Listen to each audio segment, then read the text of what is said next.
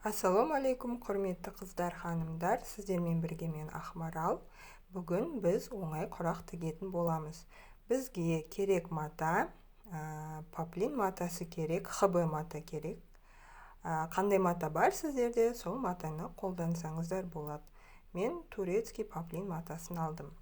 Бізге осындай 4 бұрышты қажет. 4 бұрыштыны екі түсін 10,5-да 10,5 етіп қырқып аламыз. Міне екіншісінде дәл солай 10,5-да 10,5 қылып осылай сызып қырқып аламыз. Бізге осы түстен төртеуден керек.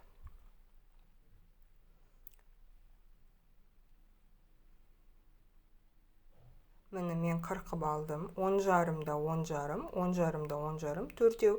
Ал мынау 9,5-да 9,5, 8 штук керек. Ортасынан диагональ түзу сызық сызып шықтым. Енді екеуін бір-біріне беттестіреміз. Міне беттестіріп, сызықтың үстінен сызықтың жанынан 0,7 немесе 0,5 етіп машинка строчка тігіп шығамыз. Строчкаларыңыз 2-2,5 миллиметр болғаны дұрыс. Міне осындай поплин матасы. Міне осылай тігіп алдым. Оңай болу үшін осылай бір-біріне қосып тігіп кете бересіздер, цепочка сияқты. Міне майда тігіспен тігесте, себебі бұл құрақ қайта қырқып отырамыз, сол кезде сетнемеу керек. Енді екінші жағын дәл осылай тігіп шығамыз. Сызықтың бойына қоямыз лапканы. Лапканың ширинасымен тігіп шығатын боламыз. Міне осылай тігіп шықтым. Енді ортасынан қырқатын боламыз. Ортасын қырқып шығамыз. Міне қырқып шықтым, үтіктедім. Осындай болып шықты. Енді мына матаның үстіне қоямыз. Дәл солай диагональ сызып, оны да екі жанынан тігіп шығамыз. Міне осылай қойып шықтым, диагональ сызып шықтым. Енді барлығын тігетін боламыз. Қателеспеу керексіздер, осындай болу керек. Қателесіп, тура былай тігістің үстінен тігіп қырқып қоймаңыздар, қате шығады. Міне тігіп шықтым бағанағыдай, бәрін осылай цепочка етіп, енді ортасын барлығын қырқып шығамын. Міне осындай болу керек. Осылай қырқамын да үтіктеймін.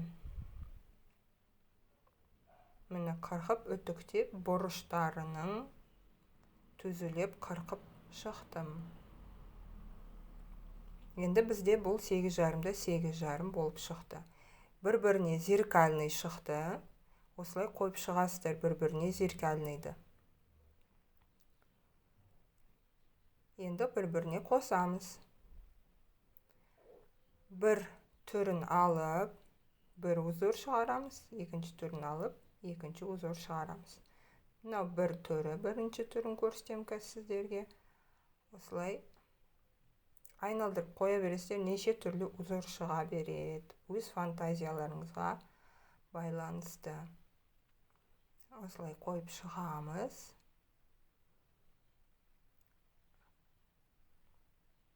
Спираль сияқты шығып жатыр, әдемі болып. Осындай болып шығады.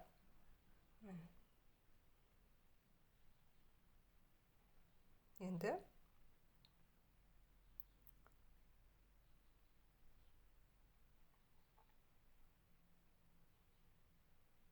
міне осындай узор шықты. Міне көрдіңіздер ме? Оңай әрі тез. Осылай тігетін болсаңыздар, бір-біріне қосып шығасыздар да үтіктейсіздер. Енді екінші жағынан қосып көреміз. Бұл уже бір-біріне зеркальный сурет шығады. Міне. бірінші құрағымыз сол жаққа қараса, енді мынауымыз оң жаққа қарайды. Міне осылай қойып шығамыз. Спираль сияқты түрі шығып жатыр, е? Бұны ары қарай тағы да фантазияңызға байланысты әртүрлі етіп жасай бересіздер. Жоғарғы жағындағысынан 8 шықты, және астыңғы жағынан 8 шықты. Бұларды одеялдың шетіне қолданса өте әдемі болады. Міне көрдіңіздер ма? Оңай әрі тез шықты, я? Жай ғана 4 бұрыштардан. Енді басқа түрін жасап көрейік. Міне жоғарғы жағындағысы және астыңғы жағындағысы. Енді екеуін кезек-кезек алып, басқа узор шығарамыз. Бірінші астындағысын алдым. Енді жоғарғыдағысын алдым. Енді біздің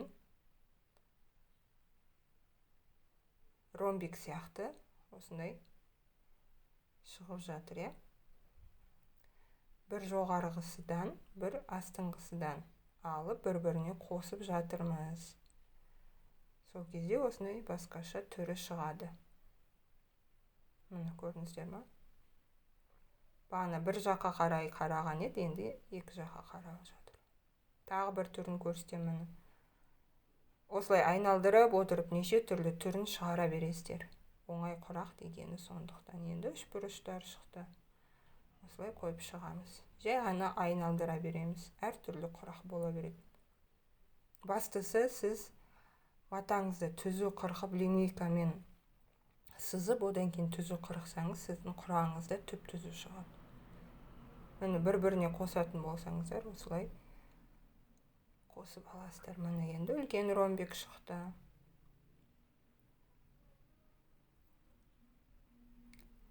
Келмей қалды.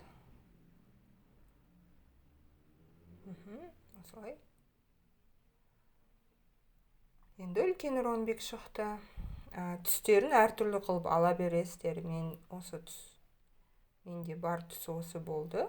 Әзірше осы түспен сіздерге тігіп көрсетіп жатырман. Бұдан екі светлый, бір темный болған жақсы ғой. Мына үлкен ромбик темныйдың орнына болып тұр.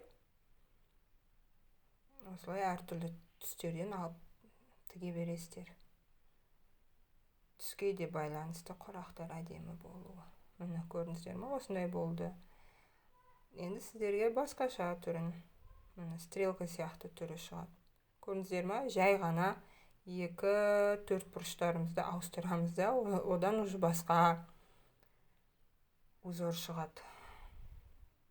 Бастысы қосатын кезде бір-біріне қосып, түзу тігіп, үтіктеп, ары қарай тіге бересіздер. Көбінесе бұл узорларды үлкен одеял істесеңіз, әдемі одеял шығады. Жамылғыш шығады. Және ұзын бір полоска жасайтын болсаңыз, одеялдардың шетіне кант ретінде қолдануға болады. Неше түрлі әр жерлерге қолдана беруге болады. Бастысы осылай жай қарапайым төртбұрыштен осындай әртүрлі құрақтың түрлерін шығаруға болады.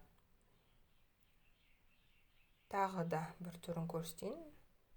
Бірдей төртбұрыш аламыз. Осымен бірдей, менде қазір 8,5-да 8,5.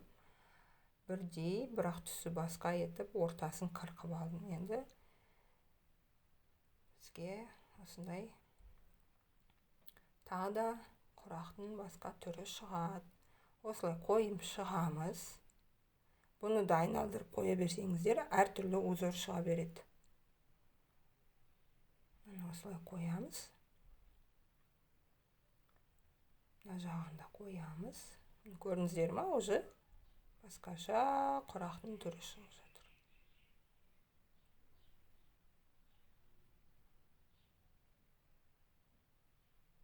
Өстіп әртүрлі қылып қойып көре бересіздер, фантазияларыңызға байланысты. Көрдіңіздер ма? Бір-біріне бүйтіп қиылысып жатқан не сияқты, спираль сияқты ма бір ерекше. Осылай бір-біріне қоя бересіздер. өзі осылай төртбұрыштарды ауыстыра бергеннен әртүрлі узор шығады, өзіңіз қуанып отырасыз, мәз болып. Осындай болса да болады. Мынандай түрін жасайсыздар, мынандай түрінде жасасаңыздар болады.